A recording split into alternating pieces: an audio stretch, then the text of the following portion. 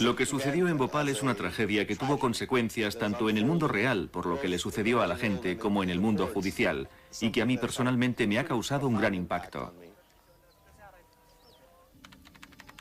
A pesar de ser una tragedia de semejante magnitud, nunca se ha hecho pública una resolución legal sobre lo que ocurrió. Es una tragedia inquietante. Creo que se ha negado a los supervivientes de Bhopal la oportunidad de hablar en un proceso judicial. Y para mí es un gran privilegio poder ser la voz de todas las víctimas. Al ser de origen indio, pienso que puedo hablar en nombre de mi gente mejor y con más eficacia que cualquier otra persona.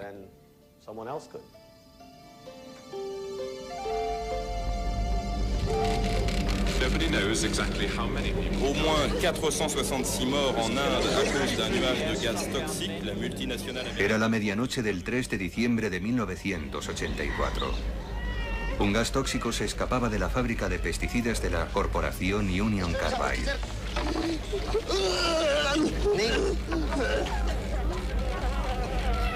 Como consecuencia, cientos de miles de personas resultaban intoxicadas. Miles murieron. Fue la mayor catástrofe industrial de la historia. Y aún continúa.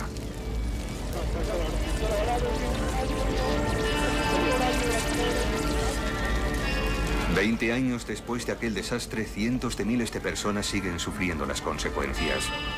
Como resultado de la contaminación provocada por la planta, el agua potable de 16 comunidades cercanas ha quedado gravemente contaminada.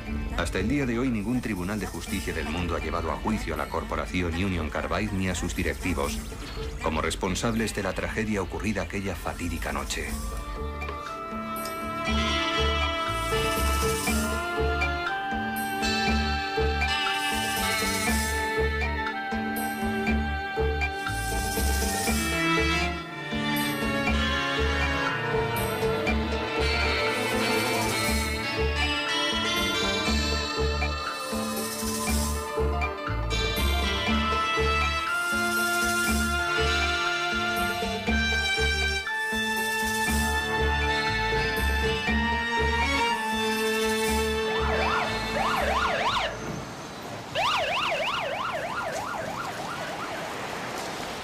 Rajan Sharma tenía 14 años cuando ocurrió la tragedia.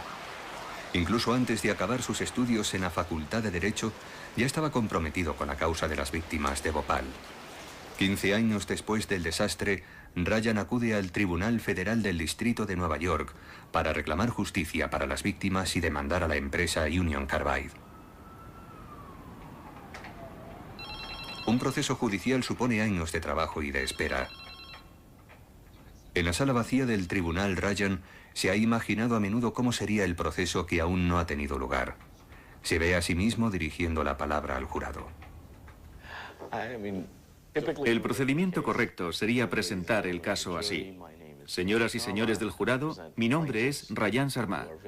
Represento a los demandantes, víctimas de la contaminación química que más muertos ha provocado en tiempo de paz. Lo que pretendemos demostrar es que esta tragedia no fue un simple accidente, sino el resultado de una práctica política sostenida y sistemática y de un comportamiento temerario e indiferente por parte de los acusados. El origen y la causa de este desastre están en las fatales decisiones que tomaron los acusados de Union Carbide. Union Carbide ha logrado seguir adelante y desea cerrar el capítulo de Bhopal. Pero las cosas no pueden quedar así, sin más, mientras no paguen por su conducta delictiva. Quiero destacar algunas de las pruebas principales que presentaremos en el juicio, empezando con lo ocurrido la misma noche de la tragedia.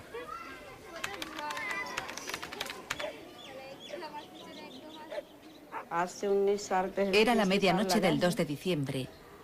Hace 20 años, Cuando vimos una especie de nube en el cielo, de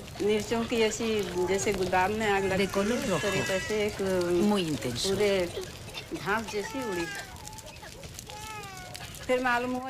Nos dimos cuenta de que se trataba de un escape de gas de la fábrica Union Carbide. Empezamos a llorar cuando nos dimos cuenta de que el gas llegaba hasta nuestro barrio, desde tan lejos. Porque nosotros vivimos bastante retirados de la fábrica. Estábamos muy preocupados por nuestra hija, que vivía cerca de la planta. Si aquí las cosas estaban tan mal, ¿cómo estarían en el barrio de mi hija?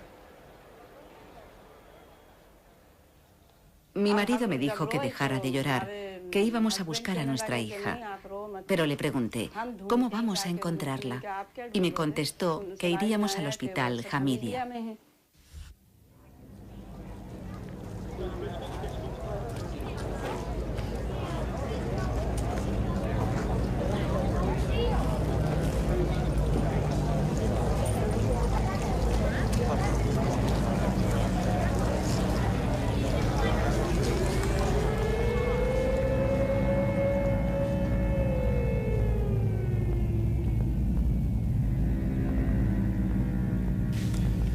Es imposible disponer de un informe preciso sobre el número exacto de muertos debido al caos de los días posteriores a la catástrofe y con tantos enterramientos y cremaciones en masa.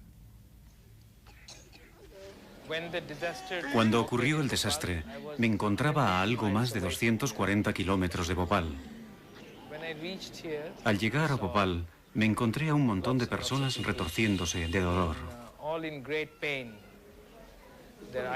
Tenían los ojos casi totalmente cerrados por la inflamación y estaban sentados en la calle, todos amontonados, llorando y gritando de dolor.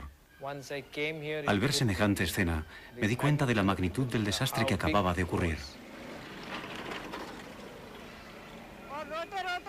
Todos salíamos llorando del hospital. Tanto los hindúes como los musulmanes recogían sin cesar los cuerpos que los médicos les iban entregando. Los metían en furgonetas o en cualquier otro vehículo.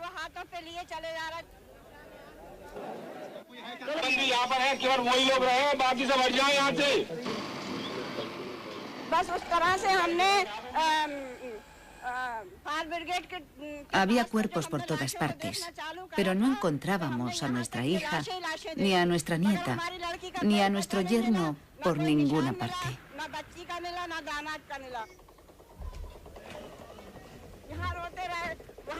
Ya estábamos agotados de tanta búsqueda, cuando vimos un poco más allá un grupo de personas.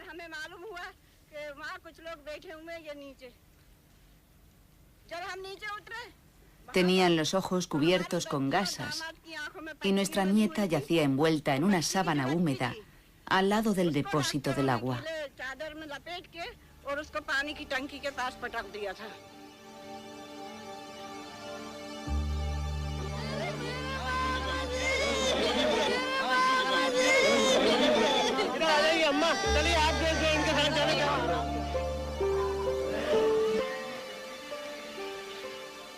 Los niños están muriendo delante de mis propios ojos y no puedo hacer nada por ellos.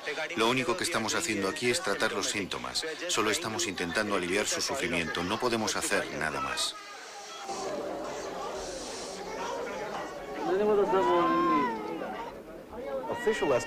El número oficial de muertos fue de 3.000, pero extraoficialmente se habla de 10.000. Y hay fuentes que afirman que desde el día de la tragedia, al menos 25.000 personas han fallecido como consecuencia de la exposición a los gases tóxicos.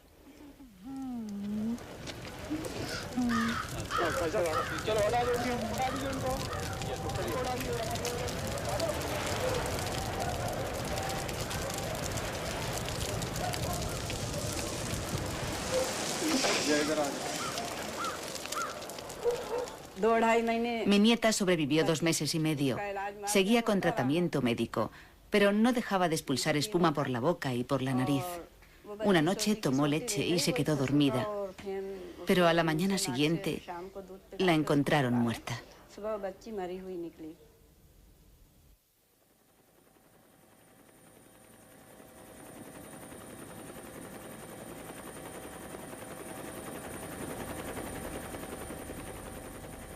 momento del desastre, Union Carbide era una empresa multinacional que poseía una participación mayoritaria de su filial en la India.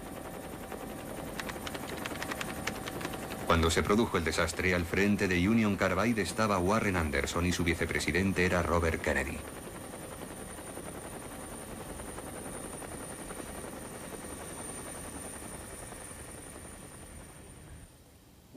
¿Cuál fue su primera reacción al enterarse de lo ocurrido? Sentí horror.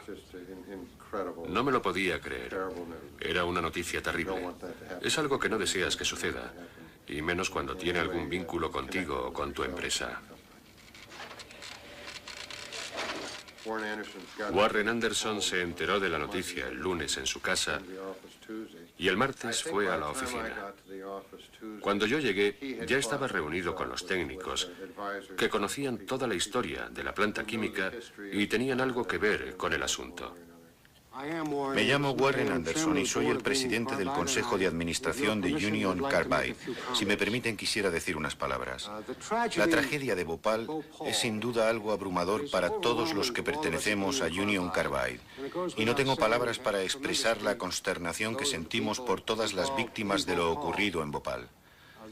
Ojalá que pudiera darles hoy una explicación de lo que ha ocurrido allí. Por lo que yo recuerdo, cuando me reuní con ellos, Warren ya había decidido viajar a la India y se marchó enseguida. De acuerdo con las obligaciones como empresa matriz de Union Carbide, el señor Anderson se ha desplazado a la India, donde ha sido arrestado de inmediato. El señor Anderson ha quedado bajo arresto domiciliario en el recinto de su empresa en Bhopal. Las autoridades indias le han acusado de 7 delitos de negligencia criminal y responsabilidad empresarial. El cónsul de Estados Unidos en Bombay ha intentado reunirse con el señor Anderson. Me gustaría saber cuándo podré visitarle. Pero los guardias le han negado la entrada. Cuando Warren Anderson llegó a la India, la situación se había politizado de tal manera que se referían a nosotros como los de la multinacional que explotaba a la gente del tercer mundo, etcétera, etcétera. Warren Anderson ha sido puesto en libertad bajo fianza de $2000. El presidente de Union Carbide no sabe si tendrá que enfrentarse a los tribunales, pero por ahora se siente satisfecho de estar en libertad. Lo que me gustaría en este momento es saludar a mi mujer y decirle que estoy vivo y me encuentro bien, y decir hola mamá, como se suele hacer en los partidos.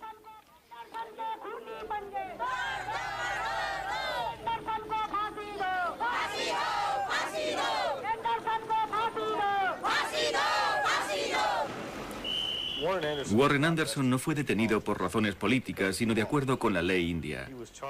Fue acusado junto con la empresa Union Carbide de homicidio por negligencia criminal.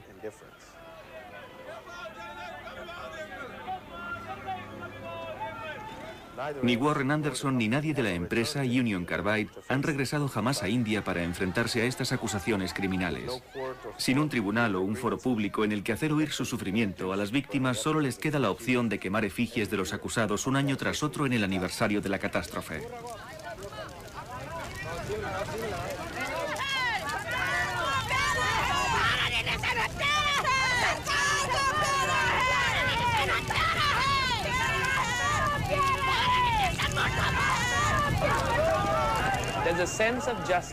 Lo que nos mueve desde el día de la tragedia hasta hoy es el sentimiento de que se tiene que hacer justicia.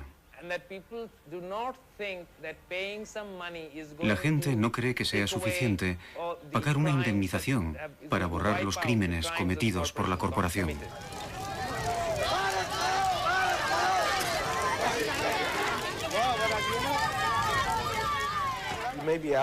Quizás se pregunten cómo es posible que una empresa radicada en Danbury, Connecticut, sea responsable de una catástrofe que tuvo lugar a casi 13.000 kilómetros de distancia en la fábrica de su filial de India.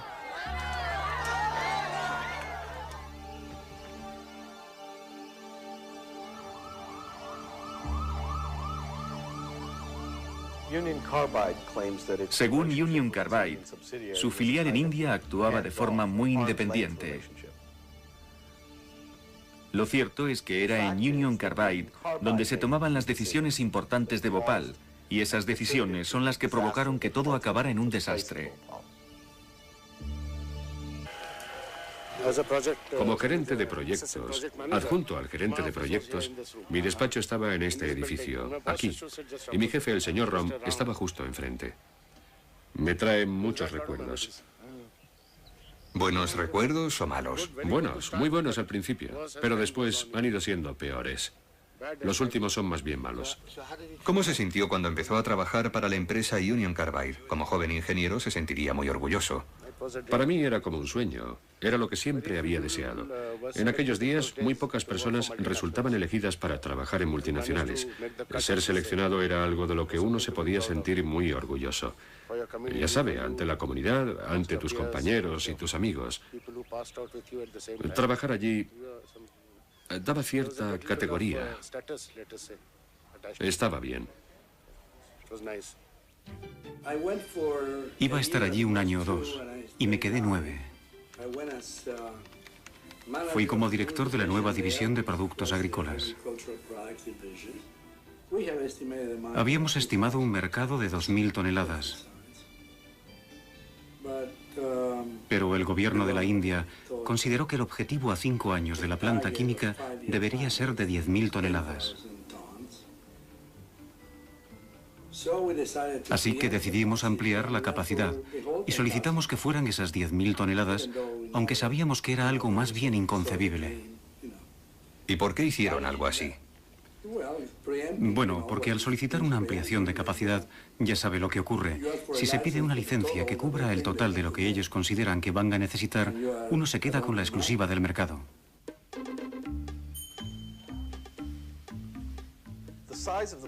El tamaño de la planta química representó un papel muy importante en el desastre.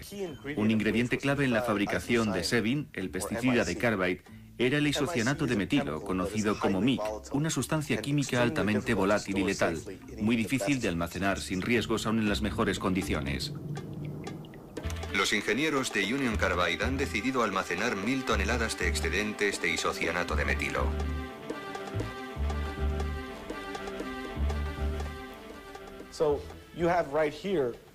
Así que el comité de dirección de Union Carbide se encuentra con que su capacidad de almacenamiento ha sido superada en algo más de 1 millón de kilos de isocianato de metilo y decide almacenar el excedente en nuevas instalaciones próximas a zonas habitadas.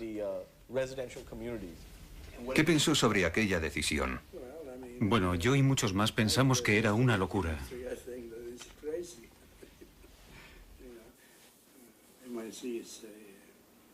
El isocianato de metilo es una sustancia química muy inestable. Se transforma en gas casi sin avisar. Y si está en contacto con calor, el proceso puede volverse explosivo e imposible de controlar. En definitiva, el almacenamiento de isocianato de metilo es muy peligroso. El testimonio de Eduardo Muñoz es muy distinto al de muchos otros empleados de Union Carbide. La decisión sobre el almacenamiento de la sustancia fue tomada por los ingenieros de la empresa de la India, no de la planta de Charleston, Virginia Occidental, ni de los directivos de Union Carbide.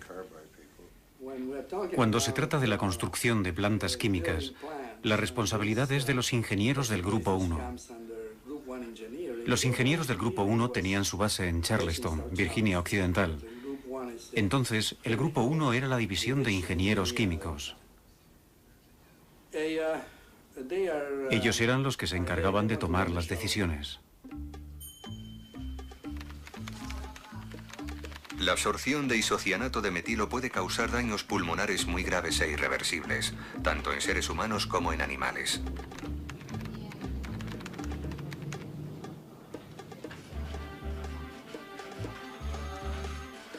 El isocianato de metilo tiene efectos tóxicos directos sobre el feto en caso de que la madre sufra daños pulmonares.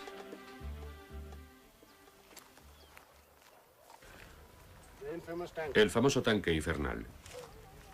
¿Cómo dice? Este es el tanque en el que se almacenó el isocianato de metilo. La sustancia tóxica que se dispersó por la atmósfera estaba en este mismo tanque.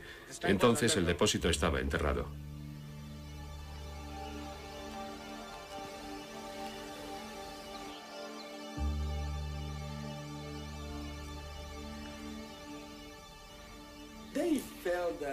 Creían que podían controlar el isocianato de metilo, que lo sabían todo sobre él. y se remitían a los registros de la planta química de Charleston como ejemplo, porque allí nunca habían tenido ningún contratiempo. Se suponía que la planta de Union Carbide del sur de Charleston, en Virginia Occidental, era la planta gemela de la de Bhopal. Fabricaban el mismo producto con la misma sustancia, isocianato de metilo, almacenada en sus instalaciones. Alguien debe aclarar que nuestras normas de seguridad son idénticas en Estados Unidos, en India, en Brasil o en cualquier otro sitio. Lo que ellos han estado haciendo aquí, lo hemos estado haciendo durante años en todas partes, con el mismo equipamiento y con el mismo diseño, todo igual. Las declaraciones de Anderson, hechas a los pocos días de la tragedia, siguen siendo la postura oficial de la corporación Union Carbide.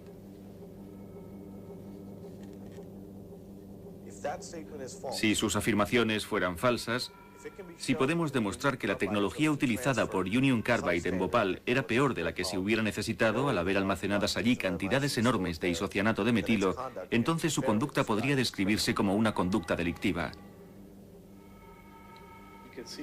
Aquí podemos apreciar que la tecnología que se estaba utilizando correspondería a la de unas instalaciones propias de 1940 o 1950. Después del desastre, Union Carbide restringió el acceso a la planta.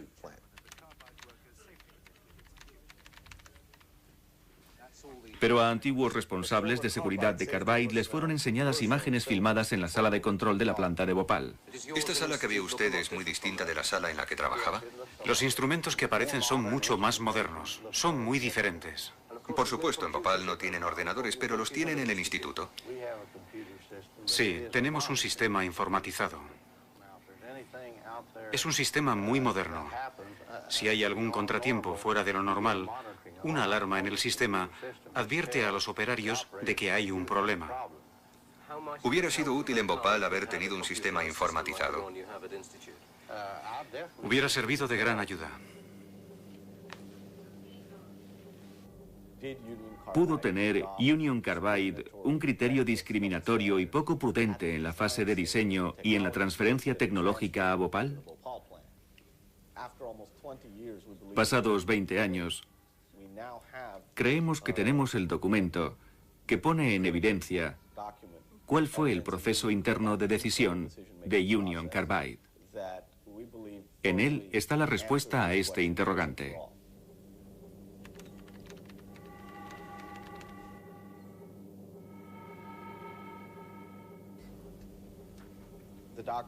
El documento establece muy claramente: aunque el isocianato de metilo necesario para la fabricación de Sebin, desarrollado por la corporación Union Carbide, solo ha sido sometido a pruebas limitadas,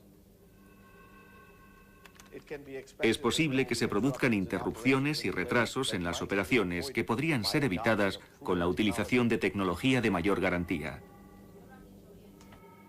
Esta propuesta presupuestaria fue aprobada por los miembros del comité directivo de Union Carbide, incluido Warren Anderson. Tenemos en nuestro poder el proyecto presupuestario de Union Carbide de 1973 aprobado por su directiva. El documento indica que Union Carbide tenía plena conciencia de que la planta química de Bhopal corría más riesgo que la de Virginia Occidental. Todo eso parece indicar que hubo una especie de doble rasero en la forma de gestionar ambas plantas. ¿Qué piensa usted? De ninguna manera. No sé de quién vienen esos comentarios, pero no pienso ponerme a su nivel respondiendo. Lo que sí sé es que el mismo criterio de seguridad que utilizamos en nuestras mejores plantas es el que se utiliza en todas las plantas de Union Carbide del mundo.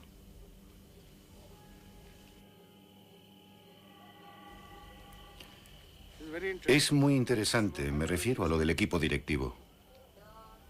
Así que existía riesgo desde el principio. Sí, así parece. Y me sorprende mucho. Lo que no entiendo es por qué, si lo sabían, siguieron adelante.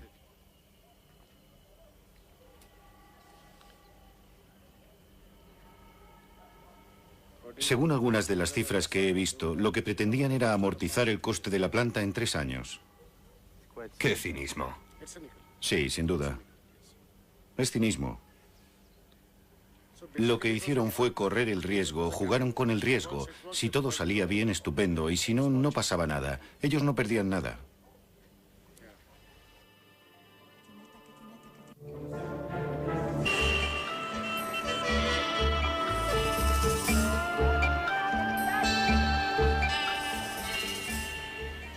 Carbide dijo que el accidente ocurrió debido a una combinación especial de circunstancias muy poco frecuentes. Sí. O dicho de otra manera, fue un error, ya que, cito lo subrayado, la seguridad es un elemento indispensable en todas nuestras operaciones. Podría estar de acuerdo.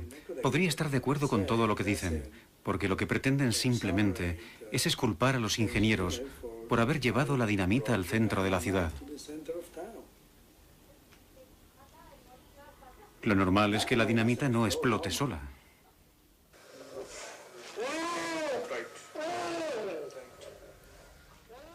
A la gente ni siquiera se le dijo que debía taparse la boca con un paño húmedo para disminuir el efecto del gas. Hasta la fecha, la corporación Union Carbide se niega a proporcionar información sanitaria sobre los gases dispersados, alegando que eso violaría sus secretos industriales. Y por supuesto, a diferencia de la planta de Virginia Occidental, en Bhopal no existía ni un plan de emergencia ni un plan de evacuación. ¿No existía en Bhopal un plan de emergencia para la gente que vivía en el exterior de la planta? No, no lo había. Bueno, tendría que haber existido uno. No creo que nuestra planta pudiera estar en funcionamiento si no tuviéramos un plan organizado de emergencia. ¿Cree usted que eso tiene relación con lo ocurrido el pasado mes de diciembre? Pienso que si se hubiese informado a la gente debidamente, si se les hubiese evacuado a tiempo, no habría habido tantas muertes.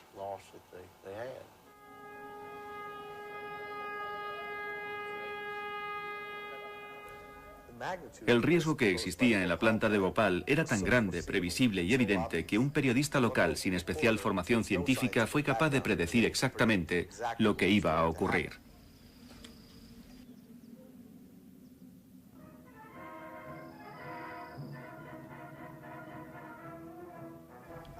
Me enteré de que utilizaban un gas llamado fosgeno. El fosgeno es el componente principal del isocianato de metilo. El fosgeno fue utilizado en la Segunda Guerra Mundial. Con él se creaba una especie de nube,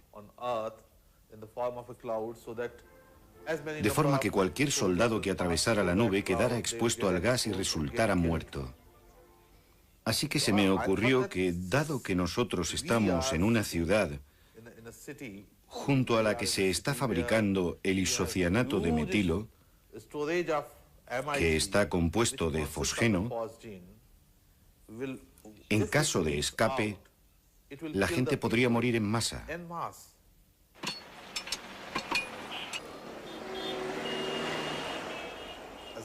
Como periodista, la situación me pareció terrible. Porque además yo vivo en esta ciudad.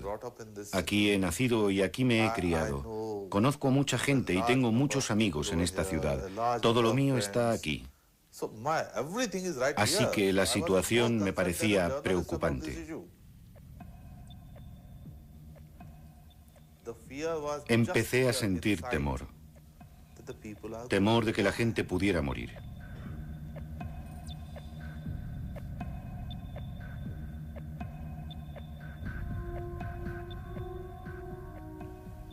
Tras 9 meses de investigaciones, se publicó en el periódico el primer artículo. El titular decía: hay que salvar a esta ciudad. La gente empezó a comentarlo en cuanto vieron los carteles colgados fuera de la planta que decían: miles de personas podrían morir en caso de accidente. El primer ministro del estado de Madhya Pradesh fue informado sobre las condiciones precarias de la planta y dice que ustedes desconocían las condiciones en que se encontraba la fábrica en Bhopal. Sí, estoy diciendo que desde nuestro punto de vista, lo que se hizo en Bhopal, las actuaciones que se llevaron a cabo allí fueron, en nuestra opinión, fueron decisiones razonables y sensatas. Los hechos, según las primeras descripciones realizadas por los propios trabajadores de la planta química, empezaron un poco después de las 11 de la noche del domingo, la misma noche del desastre. Muchos dijeron haber notado el olor del gas. Esta es la versión de Union Carbide sobre el accidente. Pero lo que no mencionaron en su película fue que ninguna de las medidas de seguridad de la planta estaban en funcionamiento aquella noche. Ni el sistema de refrigeración de los tanques, ni el de descontaminación, ni la torre incineradora. Todo estaba apagado por avería o para reducir los costes.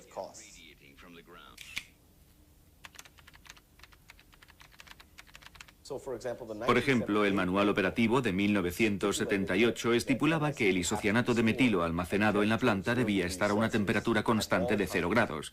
También decía que todos los sistemas de seguridad, de ventilación, de neutralización, etc., tenían que estar siempre operativos mientras hubiera isocianato de metilo almacenado. En el manual operativo de 1984 todo era diferente. Union Carbide cambió las normas. La decisión de apagar la unidad de refrigeración de los tanques del almacenamiento de isocianato de metilo había sido consultada a Union Carbide América. Sabemos por los trabajadores de Union Carbide en India que habían sido notificados a Union Carbide América todos y cada uno de los incidentes ocurridos, como el de 1981 y otros 2 de 1982, y así como cualquier otra situación de alto riesgo. ¿Dice usted que no sabía nada de estos incidentes? No sabía nada. Los operarios de la sala de control aseguraron haber revisado la presión del tanque 15 minutos después de la medianoche y apreciaron que estaba subiendo. Oyeron unos sonidos extraños que procedían del interior del tanque número 610. Empezó a aumentar la temperatura del subsuelo. La plataforma de cemento empezó a crujir y aproximadamente a las 12:45 minutos la válvula de seguridad empezó a silbar, avisando de un terrible escape de gas.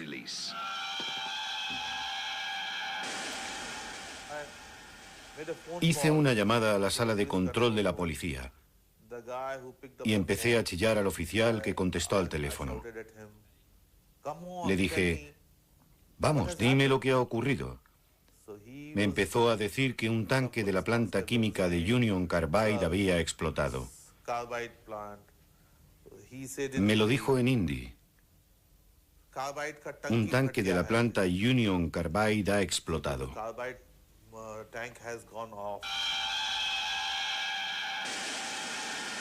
Durante las siguientes 2 horas, unos 23.000 kilos del venenoso isocianato de metilo envolvieron la mayor parte de los barrios más antiguos de Bhopal. Las mujeres, los hombres y los niños que vivían pegados a la planta química fueron los más afectados, pero el humo nocivo no tardó en afectar a miles de personas más que se esforzaban inútilmente en escapar.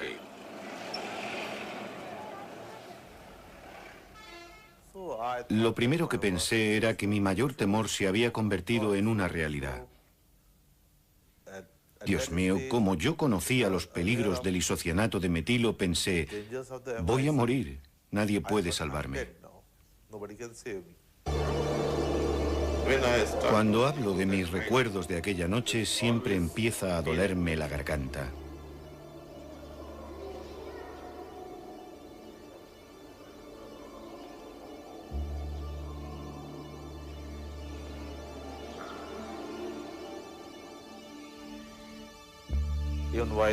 Incluso ahora, mientras hablo con usted sobre esta cuestión, vuelvo a sentir aquel terrible ahogo en la garganta. Es un dolor que jamás podré olvidar. Es un dolor que seguiré sintiendo aunque viva 1000 años.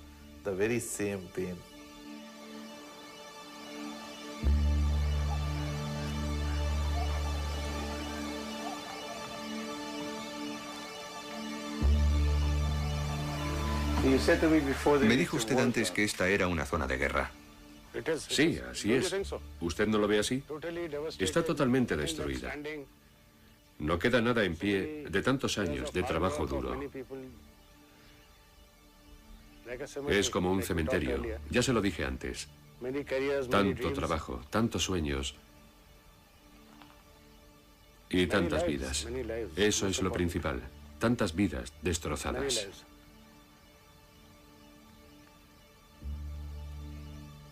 Las fábricas se montan y se desmontan, las inmobiliarias vienen y van, las empresas también vienen y van, pero todos aquellos que perdieron su vida no podrán volver jamás.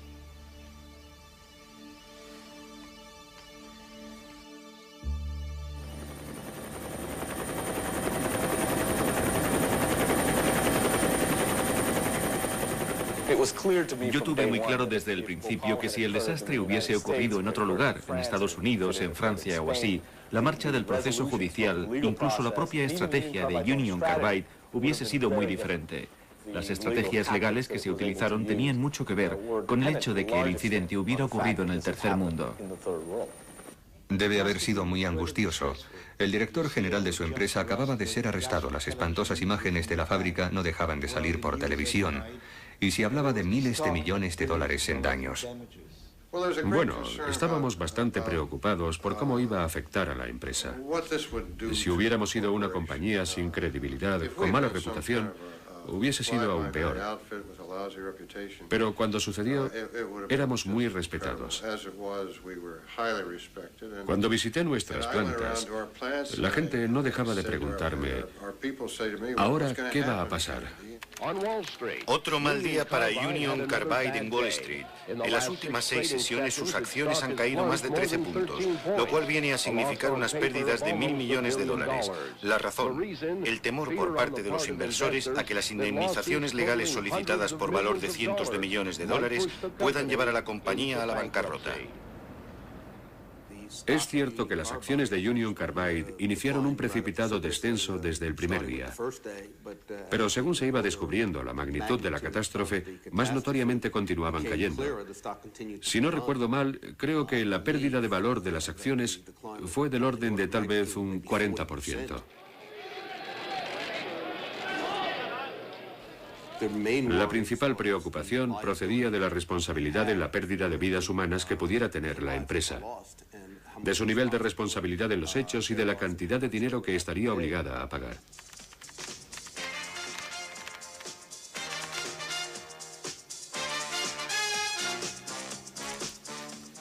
Un grupo de los mejores abogados norteamericanos especializados en reclamaciones por lesiones se ha personado en el asunto de Bhopal. Muchos, como el californiano Melvin Belay, el más veterano del grupo, viajaron a la India al enterarse de la catástrofe para hacerse con la defensa judicial de los habitantes de los poblados.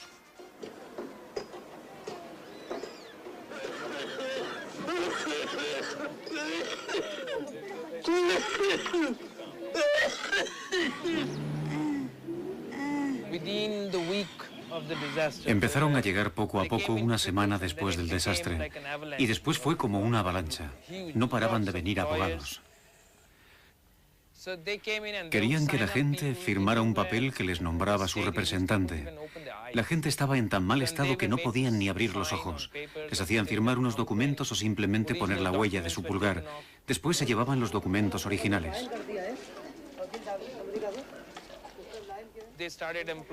Empezaron a contratar ayudantes, intermediarios. Empezaron a pagar comisiones a quien les trajera clientes al hotel en el que se hospedaban.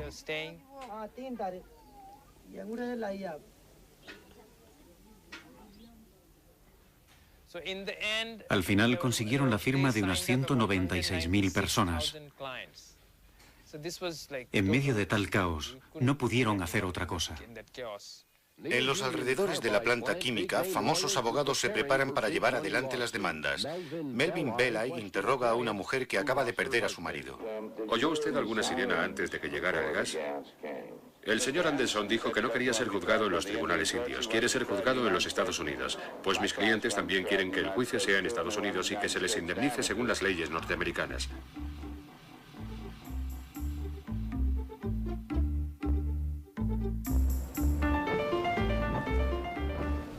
Entonces, ¿cuál le dijeron que iba a ser su estrategia para evitar la bancarrota? Iban a enfrentarse a un litigio que les podía costar varios miles de millones de dólares. Sí, había esa amenaza. Varios consejeros legales dijeron que la de Bhopal era una empresa subsidiaria de la que Union Carbide no tenía por qué tener pleno control. Podía desvincularse de ella si le convenía. Ese fue el argumento que utilizaron como escudo para evitar que la empresa tuviera que enfrentarse a un litigio.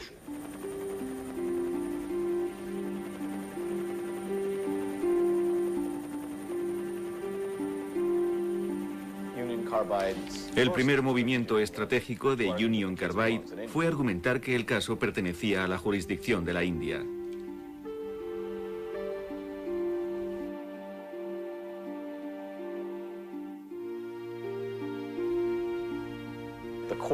Los tribunales aceptaron la versión de Union Carbide que decía que la relación entre la empresa matriz y la empresa filial de la India era muy lejana.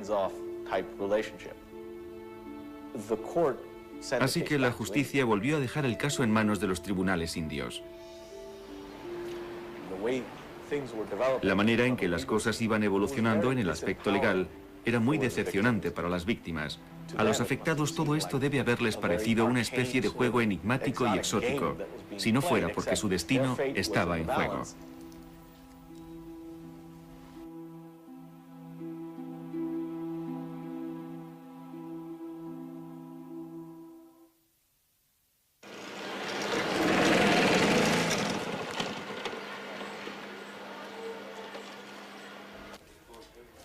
En muchos aspectos, la situación es peor actualmente que la noche de la catástrofe. 150.000 personas siguen sufriendo enfermedades a consecuencia del desastre. Enfermedades pulmonares, cerebrales, renales, hepáticas.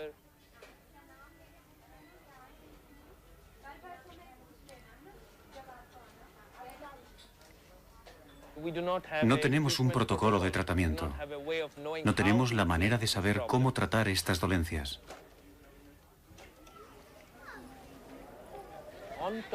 Y por si todo esto no fuera suficiente, el legado tóxico de Union Carbide sigue aquí presente. Más de 20.000 personas están expuestas a la contaminación de las aguas subterráneas de la zona que no tienen otro remedio que beber. Este es un enorme basurero que sigue filtrando sustancias venenosas al subsuelo. Hay entre 1.800 a 2.000 toneladas métricas de residuos tóxicos procedentes de la fábrica. ¿Qué podemos hacer? Tenemos que trabajar para mantener a la familia. Necesitamos dinero para las medicinas y los tratamientos médicos.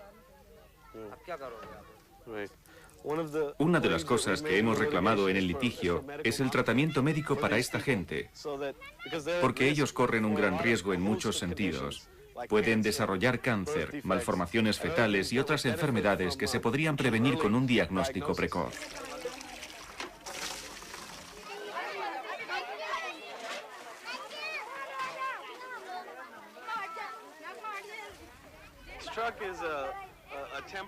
Este camión es el suministro de agua para esta gente, pero sirve de poco.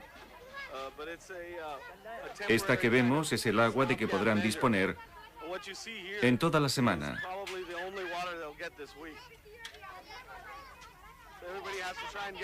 Cada uno intenta conseguir la mayor cantidad posible y tienen que hacer que dure toda la semana para beber, lavarse, lavar ropa y lo que haga falta. Todas las muestras de agua analizadas para medir el grado de toxicidad han resultado estar contaminadas.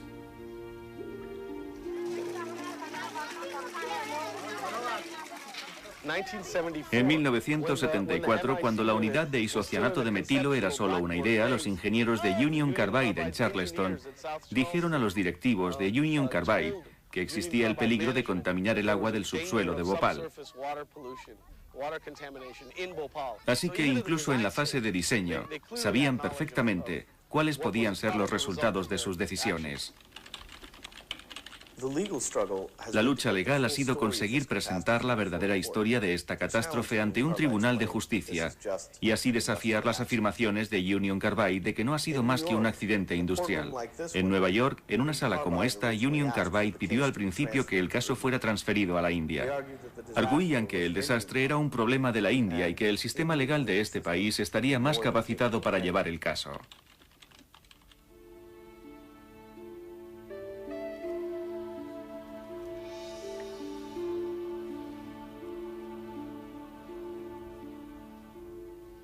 En la India, Union Carbide saldó las reclamaciones civiles con el gobierno indio por 470 millones de dólares. Pero cuando el Tribunal Supremo de la India ordenó que se iniciara un proceso penal contra ellos, Union Carbide dio la vuelta al argumento y dijo que no estaba sujeta a la jurisdicción penal de los tribunales indios.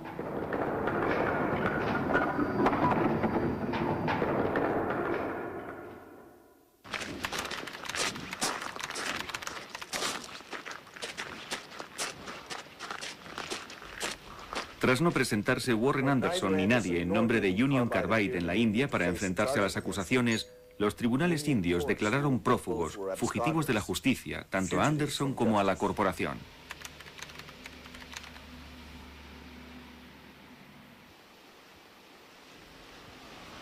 Señora Anderson.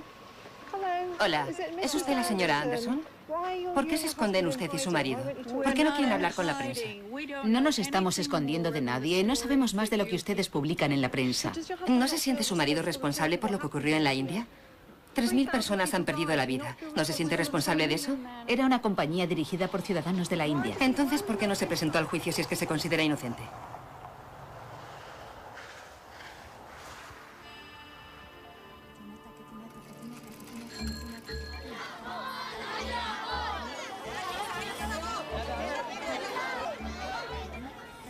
Al igual que Anderson, Union Carbide sigue manteniendo que es inocente, pero se niega a defender su postura ante los tribunales indios o ante los tribunales de los Estados Unidos. Y no existe ningún tribunal internacional que pueda escuchar a las víctimas.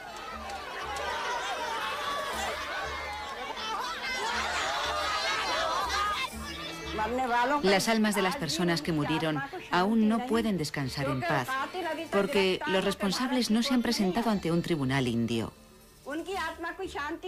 ¿Cómo van a descansar en paz?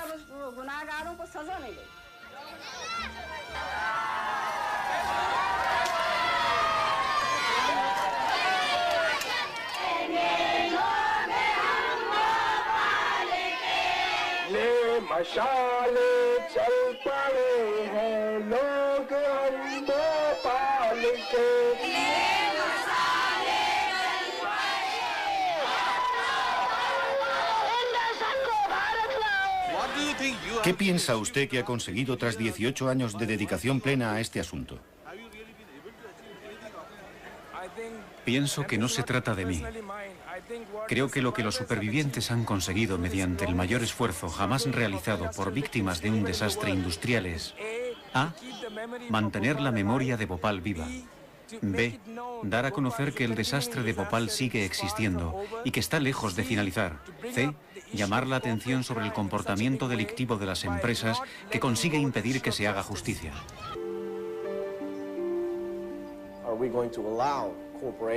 Si nosotros permitimos que las corporaciones se metan en operaciones internacionales con comportamientos inadecuados, cuando llegue el momento de enfrentarse a la realidad, se apoyarán en las fronteras internacionales y las utilizarán a la vez como espada y como escudo, por decirlo así. Podrán quedarse muy tranquilos en Estados Unidos y decir: bueno, nosotros no reconocemos la jurisdicción de la India, de España o de Italia. Me parece que Union Carbide ha jugado con los dos sistemas legales y tuvo éxito. Se ha burlado de ambos.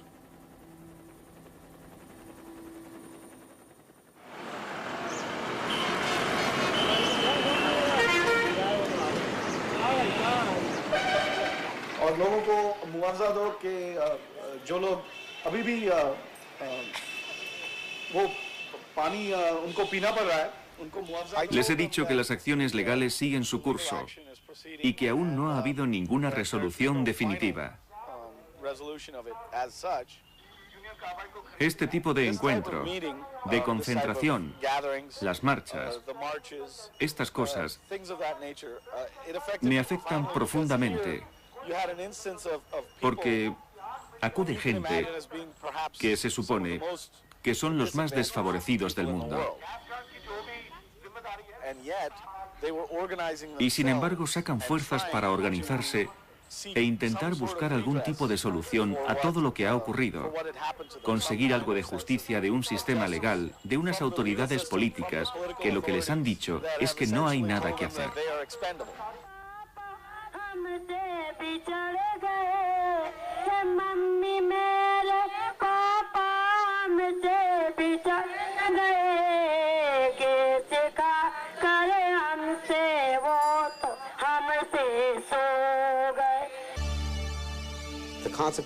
Las consecuencias de que algo como lo que ocurrió en Bhopal no tenga responsables deja algo así como un vacío en el sistema judicial del mundo entero. Si estas corporaciones multinacionales tienen comportamientos delictivos y quedan impunes, es casi inevitable que vuelvan a repetirse tragedias como la de Bhopal, hasta que alguien diga: esto ocurrió en el tercer mundo, pero podía haber ocurrido en un país desarrollado.